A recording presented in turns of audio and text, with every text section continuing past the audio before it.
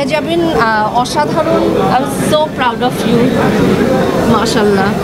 মেহজাবিনের কথা বলবো, যার মালতীর কথা বলবো। ইনফ্যাক্ট আমার কাছে এখন ওকে মালতী হিসেবে আমি ওকে ওর জার্নিটা আবার শুরু করবো, এবং আমি চাই যে ওকে আরও এরকম খুব অর্থবহ ছবিতে আমি আরও এরকম দেখতে চাই, অনেক অনেক বেশি দেখতে চাই।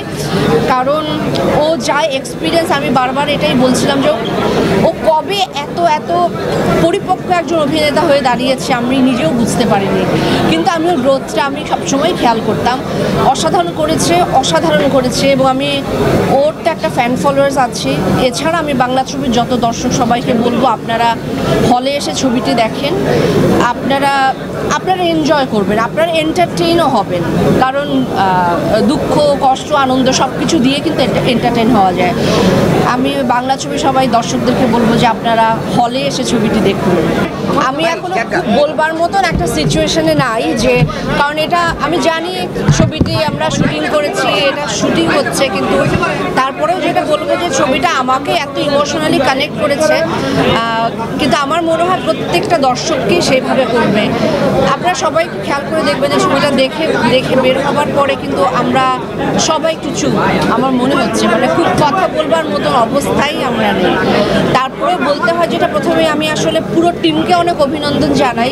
বের হবার সময় আমরা ঘোরাঘুরি করে বের হলাম, কিন্তু আসলে লাস্টে যাদের নামগুলো দেখলাম আমি সবসময় ট্রিবিউট দিতে চাই, বা তাদের কথা আমি সবচেয়ে বেশি বলতে চাই যে যারা এই ছবিটি বানিয়েছে, এত ভালো একটা ছবি বানাবার পেছনে যারা ছিল।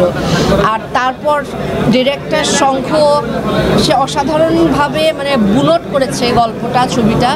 কিন্তু আমার কাছে মনে হচ্ছে যে এই ডিরেক্টর বারবার তার চরিত্রগুলোকে একটু বেশি বিপদে ফেলতে ভালোবাসে। এটা বোধহয় ডিরেক্টরের, আমার মনে হচ্ছে এটা ডিরেক্টরের স্ট্র্যাটেজিটা বেছে নিয়েছে। এবং যে আমার পাশে দাঁড়িয়ে আছে, মানে আমি ওর অভিনয়ের ভক্ত, আমি কিন্তু ওর অভিনয় সবসময় দেখি, মানে আমার খুব কম দেখা হয়, কিন্তু তারপরেও আমি যা দেখি ওর অভিনয়গুলো আমি দেখি, কারণ আমি ওর গ্রোথটা প্রথম থেকে খুব খেয়াল করছিলাম। এবং আমার কাছে মনে হচ্ছে অনেকে বলেছি যে ওর আরও আগে কাজ করা উচিত ছিল, ওর আরও আগে ছবি করা উচিত ছিল, মেহজাবিনের কথা বলছি, কিন্তু ও এমন একটা পরিপক্ক সময়ে এসে অভিনয়টা করেছে এবং এমন একটা ছবি দিয়ে আমার মনে হয় মানুষ হিসেবেও একটা একটা জার্নির প্রয়োজন আছে, এবং সেই জার্নিটাও কমপ্লিট করেছে। সেই জন্য এরকম ছবিতেও এরকম ভালো অভিনয় করতে পেরেছে।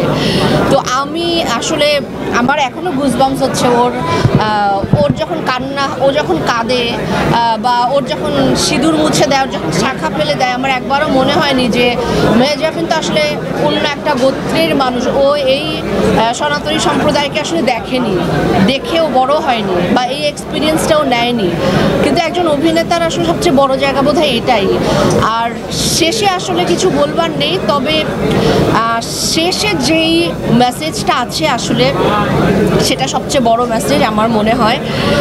এর উপরে আর কোনো মেসেজ হতে পারে যে আমরা সবাই মানুষ, এবং এই সময়ে এসে এরকম একটি ছবি, এরকম মেসেজ খুব দরকার বলে আমার মনে হয়েছে। ডিরেক্টরদেরকে অসম্ভব ধন্যবাদ এরকম একটা সুন্দর একটা ছবি উপহার দেওয়ার জন্য।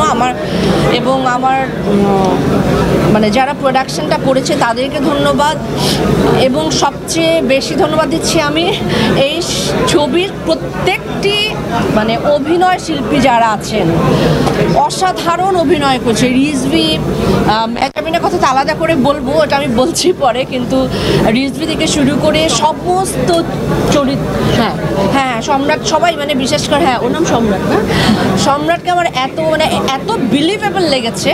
এটা আসলে খুব ভালো একটা স্ক্রিপ্ট না হলে, চিত্রনাট্য না হলে এটা সম্ভব হয় না সবার এত এনগ্রসড হয়ে অভিনয় করা।